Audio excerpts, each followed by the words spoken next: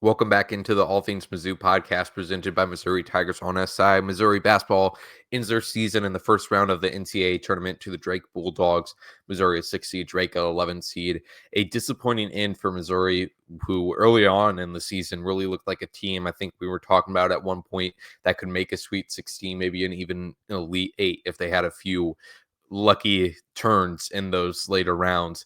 But this team really, from their performance over the weekend in Wichita, compare that to over the last few weeks that they played over the regular season, not really all that surprising. Their performance was not too uncharacteristic of the version of this team that we've been seeing recently. I will say there has been some chatter on Missouri Twitter about Drake and questioning their credibility and their talent level and how much Drake actually had to do with Missouri losing that game. I mean, one, I'll say I think mostly Missouri beat themselves in that one, but I'll also say Drake it is a really solid team, even though they lost to Texas Tech in the second round. As soon as Drake was selected, the way I felt like a lot of people agreed upon, that is a tough 11 seed matchup for Missouri have to take on the first round. So I just want to throw that in there. Obviously, Ben McCollum going to Iowa now. So a lot to recap with the season ending. We're going to talk a little bit more about that Drake loss and then take a little bit more big picture with this basketball team. And then also later on, we'll talk about football. We'll talk about our takeaways from their 13 spring practices they had. And then we'll also look ahead to the spring window of the transfer portal. Michael, how are you doing? Busy March wrapping up for Mizzou basketball. Yeah, like you said, I think that game pretty much went how I expected it to go, and that's not me being, negative and pessimistic. I just it didn't seem like a good matchup. When I was doing some research beforehand, and I wrote an article about matchups that Missouri could have had in the first round under the assumption that they were going to be a 7 seed. That's where most people had them projected.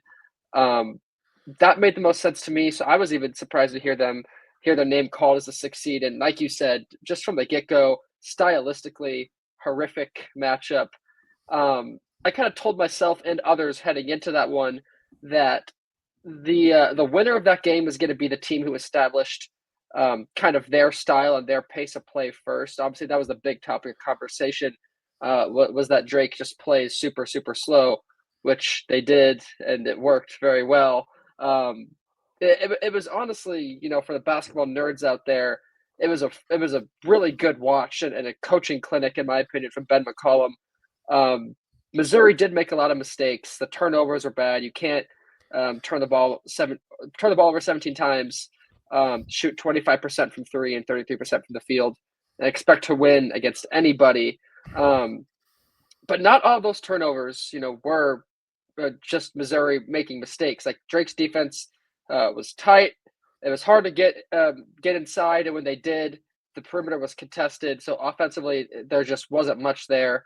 It really seemed like they only got offense going in that second half when they were able to draw fouls, which is something they have been able to do all year. But just I think Drake executed a nearly perfect game plan. I think their style of play did not match up well with Missouri's, and I think Dennis Gates was going to need to get his team to force a lot of turnovers and score off those turnovers. I don't know what the points off turnovers was. They forced 15. I don't remember it being a lot of Missouri points off got turnovers. 13. Missouri got 13 points off turnovers. Drake got 23. Yeah, so that'll make a difference. 13 is really not even that bad, but when you're losing that battle, that significantly, that's not going to do well. So I disagree with you a little bit, Joey. I give most of the credit to Ben McCollum and Drake. I think Missouri did shoot themselves in the foot a little bit, and there were some mistakes and things you're going to look back on and say they could have capitalized on this or that. But I think what Ben McCollum did was nearly perfect. They didn't really change or adjust or do anything differently compared to what they normally do. They just executed their normal game plan perfectly, and it worked nearly perfect. Yeah, you do hit on what I think has been frustrating a lot of Missouri fans about this loss is the fact that just from the week of people had for preparing for this game, just looking into Drake, what they were about, they could see a lot of the they Drake was pretty consistent with how they won games this season. And they could see though where Missouri could take advantage of them. Even the day before on Wednesday, when I talked to Missouri players in the locker room, a lot of them pointed out the height advantage Missouri has over them. A lot of them pointed out the slower tempo Drake plays with, and Missouri, their whole mindset going into the game, as it has been, I believe, before the Texas game, there was kind of a similar conversation of Texas playing a slower pace. How is that going to mesh against Missouri? How is that going to match up going to look like? And Dennis Gates, the word from him ahead of that game was, well, we're going to go out and play our side. We're going to dictate our pace in this one. They lost that game. And then going into this one, again, I talked to the Missouri players. Their mindset was, we're just going to play our style, and we're not going to be the reactors. We're going to be the ones who set the tone. And which is I think that's how you should go into a game, honestly. But obviously Drake was more executed that better. And like you said, when I talked to Drake players after the game, a lot of them mentioned how much their defense helped in being able to enforce that. And it really seemed like Missouri, although they were, I mean, they really never found a rhythm offensively, I would say. Even early on, they were doing some good things defensively. They forced like 6 turnovers in the first 10 minutes or so. However, that really didn't lead to much stability on offense. It seemed like at first Missouri was just trying to run fast, and they were effective in that. To be sure, they were forcing turnovers, but the shots weren't landing for them. They weren't creating those, and when that's not happening for you, running fast is only going to do so much. Compare that to the Alabama game where they had success earlier this year. They jump out to that really quick start because they were making shots. Jacob Cruz and Caleb Grill were both really efficient from the 3-point line. So when you don't have that going for you, Drake is going to be able to enforce their game plan. I mean, 57 points for Missouri is just pretty shocking. But 67 is right around Drake's average of 70. And it also doesn't help. I mean, like you said, Michael, again, credit to Drake. When Bennett starts, I mean, he's had a really good season, 3 for 3 from 3-point line in this game. Some crazy shots, and just Drake, anytime Missouri, because I mean, Missouri brought this game down to 2 points, down to 4 points multiple times late in this game. And it seemed like every time Missouri had a punch, Drake punched back 5 times harder. So ultimately, though, this was again not a surprising result for how this team played. I going into this, just thought, as I said in a video before the tournament, was just like, I mean, Missouri, I think it's all up to them. The matchup against Drake maybe isn't ideal, but throughout this whole tournament, throughout all of the postseason, their opponent doesn't matter as much as just Missouri, if they can find the form that they were playing at just over a month ago. And the results in both SEC and NCAA tournament was that couldn't happen.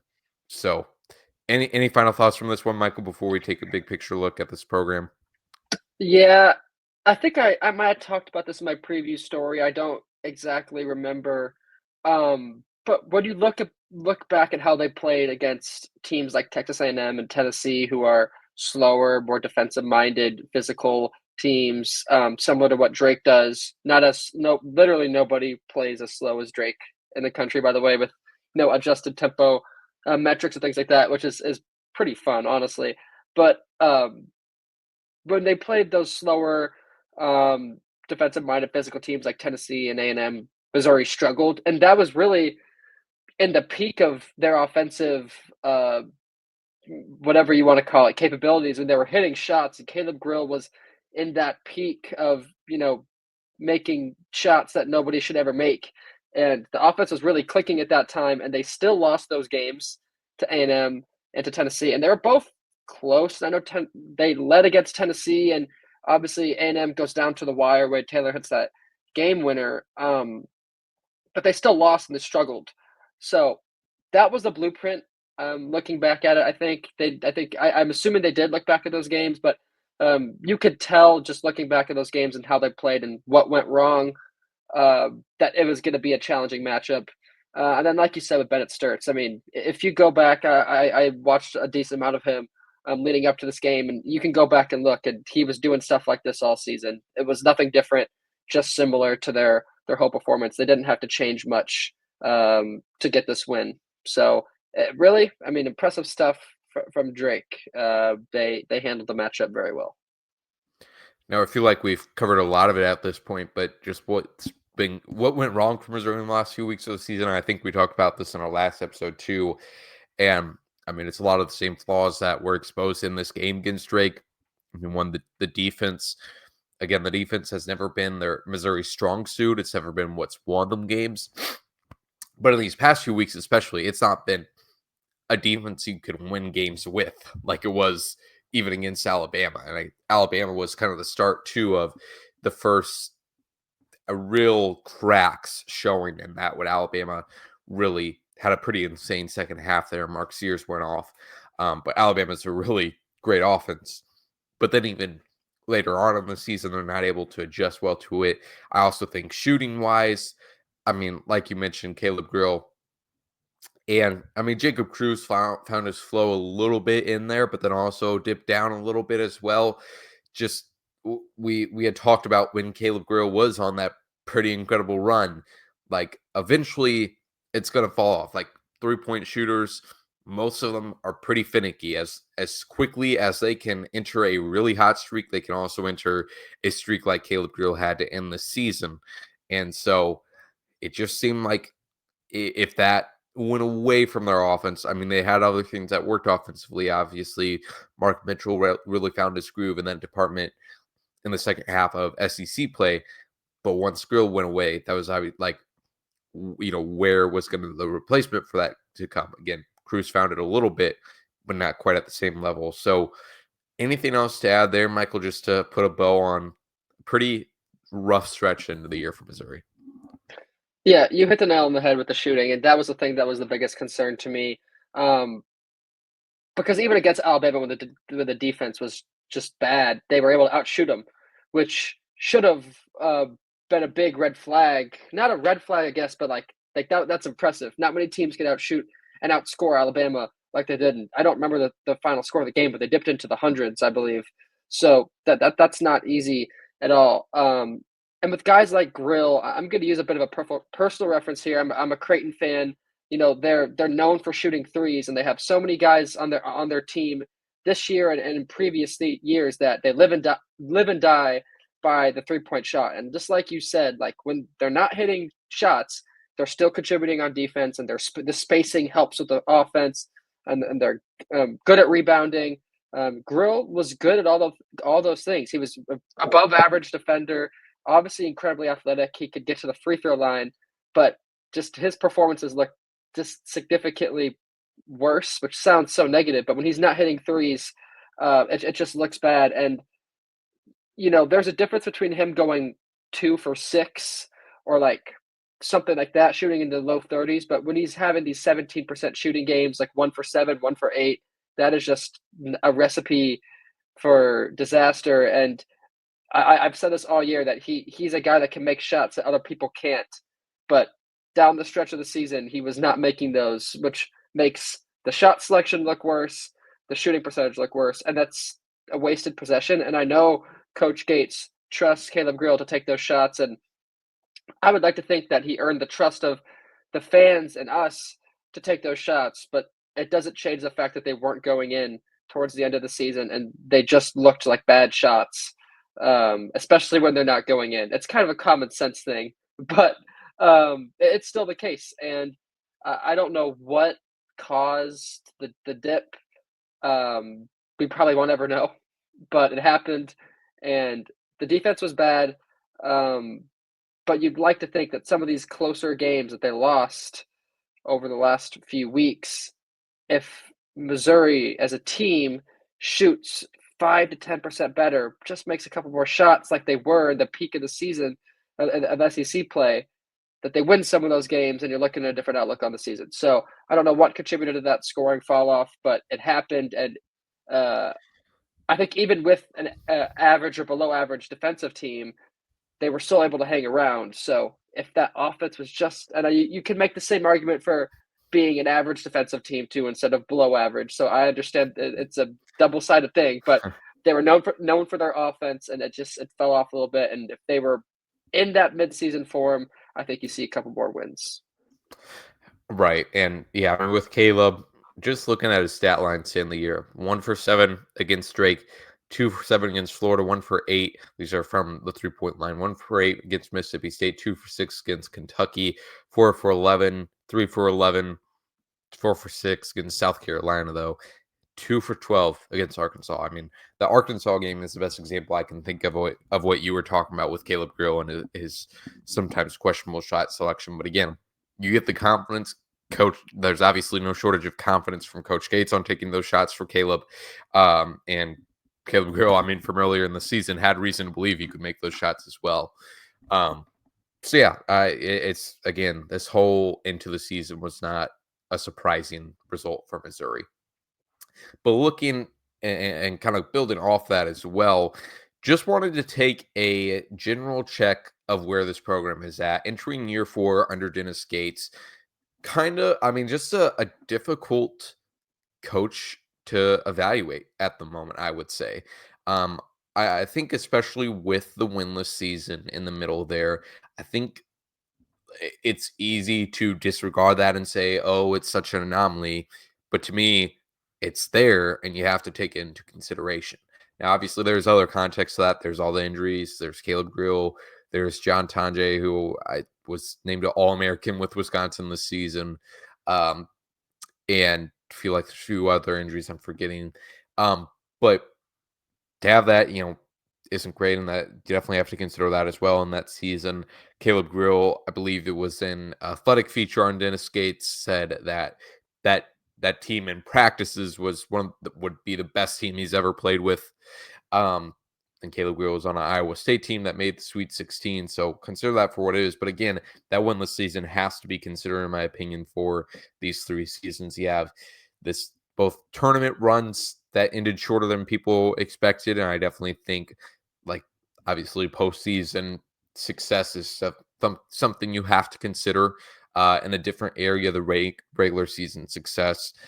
And overall, again, I feel like, I mean, Dennis Gates definitely enters year 4 in a better position than he did year 3, but again, still has more to prove.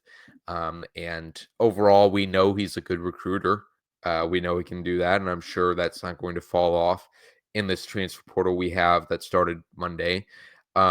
But still, the same question of, okay, now your program is the team is pretty much, well, it is entirely Dennis's guys, and now you're having Anthony Robinson, Trent Pierce, 2 of his guys that he's picked out, has worked with his coaching staff to develop, and they're going to be big pieces entering their 3rd year with the program.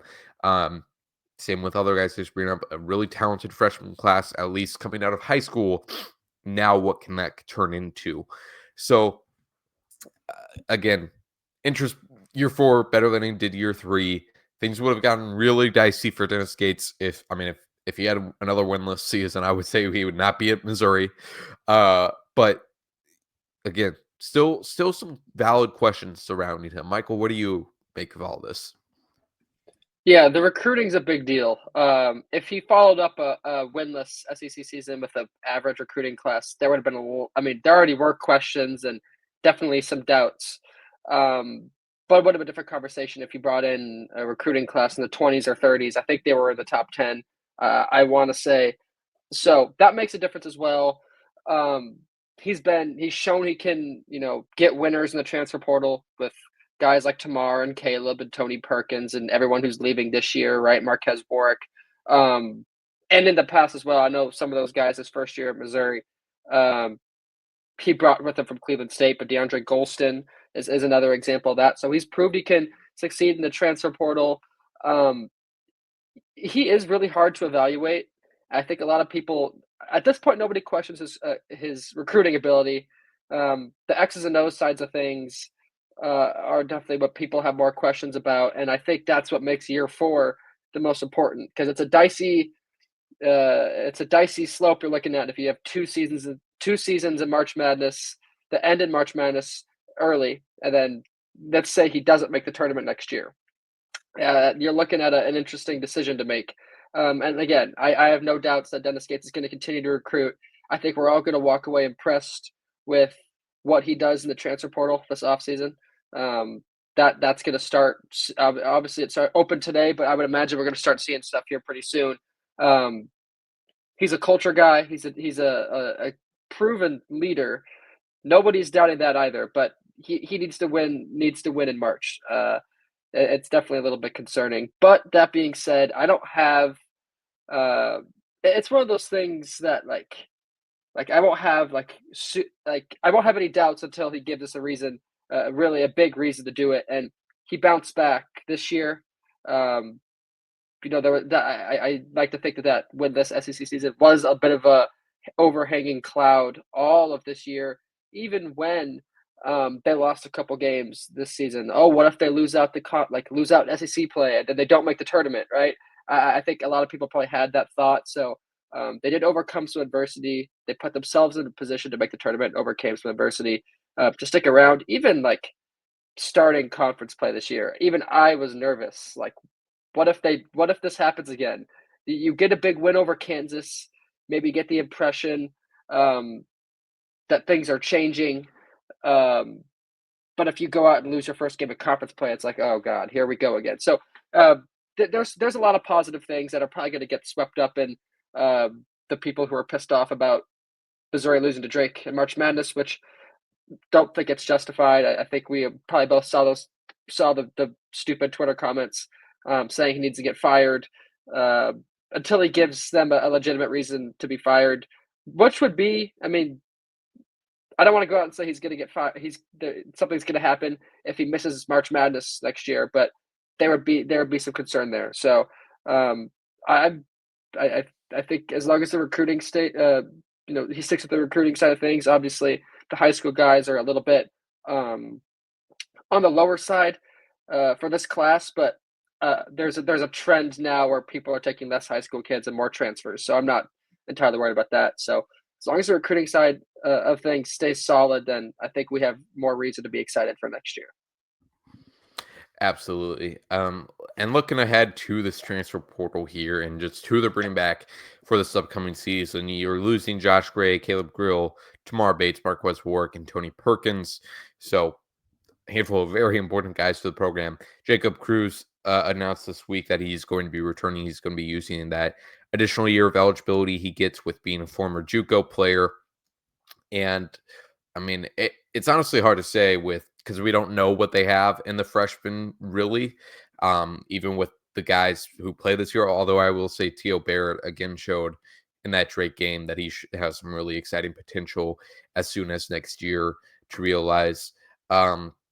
But is there anything in particular that you're looking that sticks out to you, Michael, where Missouri really needs to add in the portal?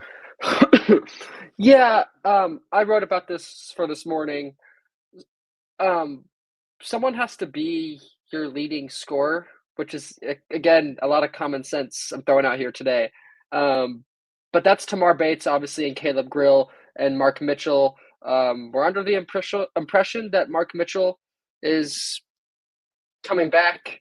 I feel like we're at the point in college sports where unless there's an official announcement, then maybe there's a bit of doubt. But under the impression he's coming back, no reason why he can't step into that role next year.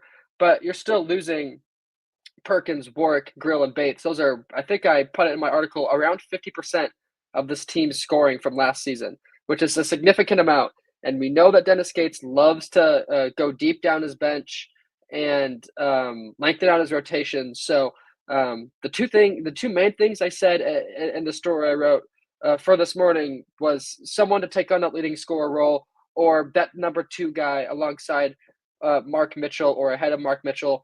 You would imagine that's going to be a shooting guard or a small forward or some sort of wing. That just kind of seems like what Dennis Gates likes to operate with, and it kind of makes sense for the system he runs and the personnel surrounded by it. You have, again, assuming Anthony Robinson and T.O. Barrett are returning, that the point guard spot is set. If you like what you have in Trent Burns and Peyton Marshall, you have the center spot, and obviously Mark Mitchell. You can roll with the small ball side of things. So the wings are really what's going to be important. And I forgot who I was talking to about this earlier today, but I wouldn't be surprised if you see Dennis Gates add 3 or 4 players at that position. It would make sense. Now, Jacob Cruz coming back makes a big difference. That's one guy that knows the Dennis Gates system, and he's proven-ish, and assuming he could take a big step next year. So that's going to make a difference. It's one less guy you have to add the transfer portal, which in my opinion, now in the landscape that's college sports, that's a victory if you don't have to go at somebody else just for chemistry and team building and that sort of thing. But I would expect 3 or 4 players to be brought in at the wing spot, whether it's a shooting guard or a small forward. Big man is an interesting position. Aiden Shaw, Marcus Allen, but then the 2 freshman centers is kind of what you're looking for at that depth wise. So maybe that's an area he wants to target. So that'll be an interesting one to monitor as well. But another thing that I think is important is like some sort of positive leadership, because you're losing Caleb Grill, Tamar Bates, and Tony Perkins. That's 3 core leaders of that team. So obviously to step in and be a leader from day one as a transfer is a little bit hard. But somebody who's proven they can lead a team, I think, is going to be very important as well. And let us not forget about Jeremy Sanchez in that department too. He's also leading the program. Slipped my mind. Yeah, I'd agree with you there. Will be interesting to see what he adds. Obviously, like we said, he's proven recruiter in the transfer portal. I think overall there's a very good pitch to come back or come to Missouri for this season. Obviously, I made up for all that we just talked about for, maybe this isn't a team that has proven it can win in the tournament under Dennis Gates. But still kind of that same pitch of, even though they're in year 3 under this coach now, or entering year 4, there's still the opportunity to be a part of a turnaround of sorts. Kind of like there was with Missouri football over these past few years. There's incentive to do that, incentive to be a real star on this team. So we'll be interested to see their motive there. And I mean, you mentioned Jacob Cruz, which is big. Also, Mark Mitchell, just getting him in as a junior and having another year with him, I think is pretty important. Although obviously, like you said, no guarantee really that anybody's sticking around. All these guys are basically free agents at this moment. So we'll see there. I'm sure I'd be shocked if there's not at least one Missouri player to enter the board. Last year was only Jordan Butler and John Tanjay, I believe, unless I'm forgetting somebody. So it escaped pretty unscathed that year. Caleb Brown was another big one. Oh, of course. And Caleb Brown is back in the transfer portal now. Moving on to the football side of things. Like I said, at the top, they're wrapping up their spring practices now. From the actual practices, we were there at each and every one of those. Hard to glean too much from those. I think it would be dishonest for us to come on here and say this guy looks so much better than this guy, because we're watching about 20 minutes each day. A lot of warm-ups in there, a lot of indie. So not a lot of time to see actual lineups with a good view, but still some stuff to learn and take away from it. We'll kind of spend a little bit of time on each one of these notes here, and then we'll also look ahead to the spring transfer portal, which Eli Drinkwitz has provided a little insight into for us. We'll also be talking to Eli Drinkwitz sometime in the month of April, to learn more about where he feels his team is at right now, but some general things to glean from these off-season or the spring practices, where we talk to position coaches, we talk to both coordinators, all 3 coordinators, special teams matters too. Sorry, Eric Link, and all that's going on with this team right now. So first off, let's start off with the offensive line. This was the group we had the most questions entering the spring period, and we did actually learn a little bit about. Obviously, they're losing 4 three starters there. Connor Tollison is dealing with his injury. First off, it seems like Connor Tollison, it seems like they don't really have any concerns that that's going to linger past fall camp. Just reading in between lines there's no actual confirmation on that, but just from the words that Drinkwitz and then offensive line coach Brandon Jones have had to say.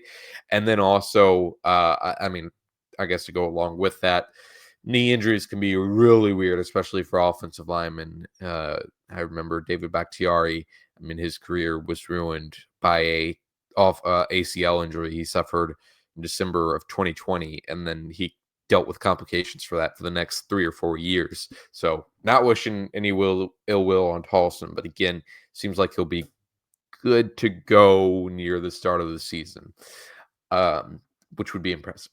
But also on the offensive line, so then Dominic Gaitis, the Michigan transfer, has been taking starting center snaps there for Missouri. They also have Talon Chandler and Tristan Wilson taking snaps there. They seem to really like both of those guys as depth pieces.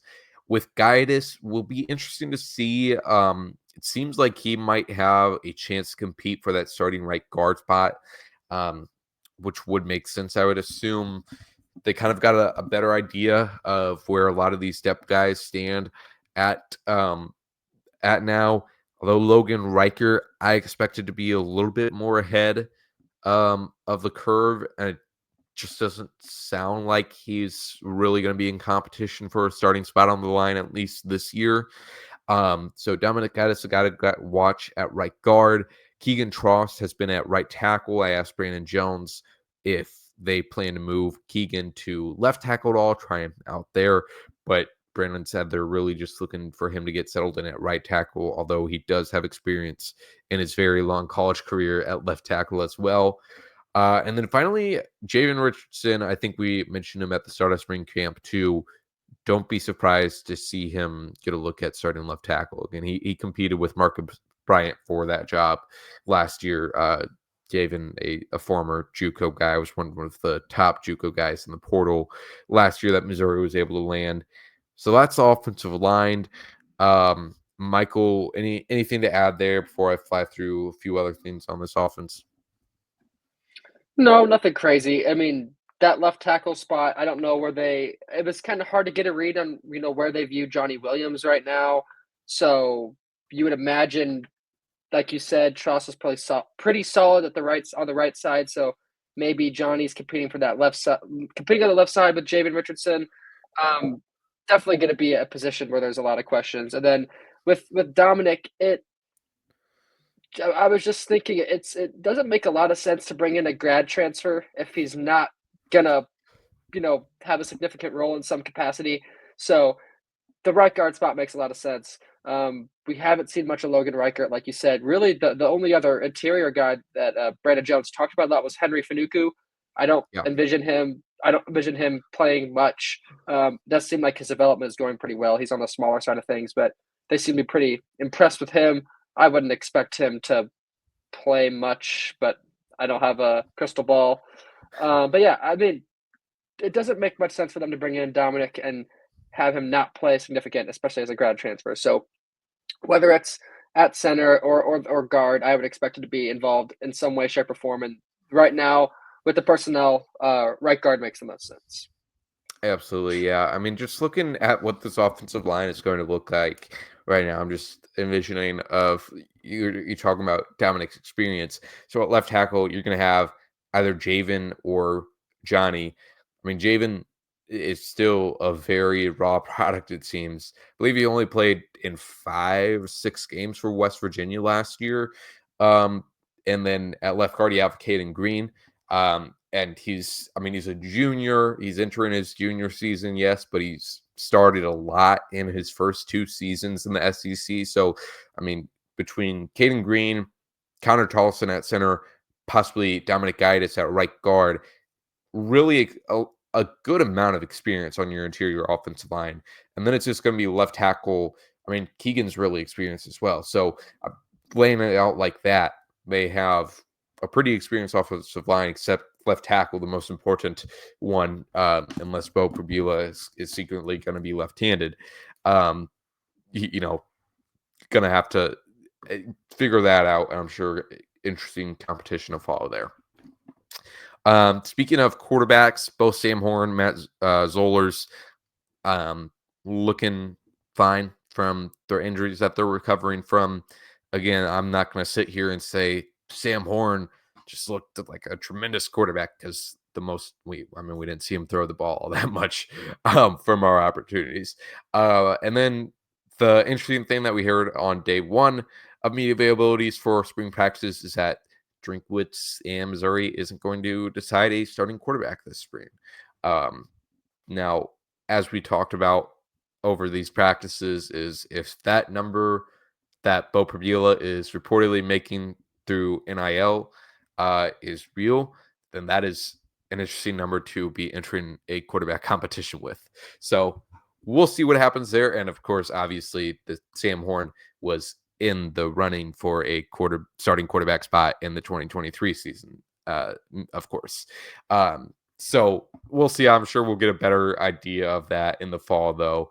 And then finally on offense, I was just surprised to see the opportunities that Jude James had entering his second year with the program. Was really he was running alongside Brett Norfleet in tight end drills, at least receiving wise. And Jude, obviously, that's going to be where he's going to offer the most ability there. And Jordan Harris is definitely has a spot at 10 and 2. And Jordan Harris, just seeing him in practice this spring reminded me of just how big he is, but also has like a really good build for a receiving tight end. So really, I think that's all of the notes I have for these spring practices. Anything to add there, Michael? Yeah, I mean, every practice I was at, you're trying to nitpick down the order in which they do drills, and at some point, I told myself that doesn't matter. I mean, they're not gonna make a decision until after the spring. So, it was nice to see Sam Horn just like active and mobile again. And I mean, I'm not gonna sit here and say he looks amazing because we didn't get to see that much, but I mean, he looks good for compared to where he was with his injury. So that's always a positive progress update. And then running backs is interesting as well. At least the last practice I was at, the one where we had full availability, I saw Jamal Roberts and Tavares Jones getting a decent amount of reps high up alongside Ahmad Hardy. And it seems like Marquise Davis is also a guy that they're high on. I don't know how much he's going to play, but it seems like Marquise Davis is a guy they're high on as well. It does seem like Jamal Roberts is kind of set up for that running back two role under Ahmad Hardy. So that's interesting and positive to see as well. They've looked good. But yeah, outside of that, not really much to take away in general. I still have a lot of questions. There are names on both sides of the ball that I still don't know what they're going to bring to the table. Thinking about a guy like Stephen Hall in the cornerback room or Mekhi Bayor on defense, there's just a lot of questions that we're not going to know for quite some time. So definitely good to see guys in the field and them playing, but still a lot of questions to be answered leading up to the start of the season. Yeah, I would say yes. Mekhi from Nebraska is definitely. It will be interesting to watch just where they have him slot up, if they have him at edge or inside, and Tristan Newsom returning, which they didn't know at the time of recruiting Mekhi out of the transfer portal. Tristan obviously adds into that conversation as well. I will say Josiah Trotter seems to be the guy, at least in the spring, that they liked at Mike linebacker. So yeah, again, we'll get some of these questions answered with Drinkwitz in the next few weeks here, and then after that, just until fall camp, where we'll get better access practice and get to see some more things, I presume. Running back, last thing here. Running back is interesting. I only bring this up because of the conversation we're about to have about the spring portal. Because on paper, I mean, you could say like, obviously they feel good about Hardy, they feel good about Roberts for good reason, and then after that, I mean, where like are they comfortable with running Jamal Roberts at running back 3, the same role that or Tavares Jones at running back 3, the same role that Jamal Roberts was last year, or Marquise Davis? Do they like him at running back 3, or do they want another veteran in that room? Although I would argue that Tavares Jones is that veteran. So looking ahead though to the spring portal, I again, it's difficult without knowing exactly how they feel about some of the depth pieces here. But I could see some more offensive line additions. Um, and the one that Drinkwitz gave us the most hint at was the interior of the defensive line. He said in his opening screen availability, um, something along the lines that, he was talking about the pieces he felt confident along the defense line. He also said, and shoot, there's another spring spring transfer portal window. So, and then he threw out his, uh, a catchphrase that is gaining a lot of traction for him of "Why stop now?" So, um, that's interesting to follow on the defensive line there. Um, any thoughts? I mean, again, it's difficult to say without knowing the real where they stand, but any positions that stick out to you, Michael? Yeah, I mean, no, not at all. Not even really on the interior, especially with what Al Davis said. It seems like they're high on the personnel they have right now. I wouldn't put it past them to add anywhere. I mean, maybe like a kicker to compete with Blake Craig. Just throwing that out there. I believe they have a freshman on the roster. I don't remember his name off the top of my head. Robert Um, Meyer. that yeah, him. I don't know I don't know what his progress looks like. Um, it seems like Blake is a guy they're confident in, but maybe just for the sake of competition or injury, you bring in another. Um, I believe Connor Wesselman's the only punter on the Hmm. roster, so maybe you do that as well. But outside of that, I mean, you think you look at the running back room or the receiver room even, and there are guys who are unproven, like Tavares Jones, or in the receiver room, like Daniel Blood's done it a little bit, but he hasn't really taken on a big role. Or like guys like James Madison as you go down, and the freshmen, um, guys that are not necessarily the most proven, but it seems like they're confident in what they have. So wouldn't put it past them to add at any position. Um, the interior would make sense as well, but it seems like they've really only raved about who they have. So wouldn't put it past them. Wouldn't be surprised if there are additions. Wouldn't be surprised if people leave. Again, mentioned this with the college basketball stuff. Nothing really surprises me anymore when it comes to transferring. But yeah, I'm not sold at one specific position that they uh, have to make additions in. Right. Yeah. I mean, I'm looking at who they added through the portal last year in the spring window, and they did. I mean, they got Marcus Bryant and Jeremiah Beasley and that Eddie Kelly as well, um, which were all three like notable additions, certainly. But for the most part, like the guys that left in the spring, it was a lot of. I would imagine be the same case this year of just a lot of guys who are realizing the spring like, okay, there's not a lot of opportunity here for me, and leaving then. But and so I think just where the roster is at now, there could be a lot of guys like that, and so maybe we'll have a better idea of them. But I think for like even for guys like James Madison, who might their timeline might be a little bit more stretched out than they thought. I think at this point, like I mean, James Madison, I mean, obviously was a highly touted recruit by many big schools, but at this point, he's a year and a half in to his development with Missouri. And it seems like there should be a big role waiting for him. So, yeah, hard to say how without knowing how they feel about their depth and who's going to enter the portal, exactly where they're going to add there. But certainly an opportunity, like I said, to add some more depth to where they feel like they need it. And also, I mean, just if a really talented player comes available, then they'll be in the mix. So that's going to round it out for us on this episode of the All Things Mizzou podcast. Lots to talk about today, and kind of the last big one for a while here. Obviously, we'll have the basketball transfer portal going on and all of that good stuff. But otherwise, basketball season ends. Football now, it's just hurry up and wait until the fall. So we appreciate you tuning into the All Things Mizzou podcast, and we hope you do the same for the rest of our coverage over at Missouri Tigers on SI.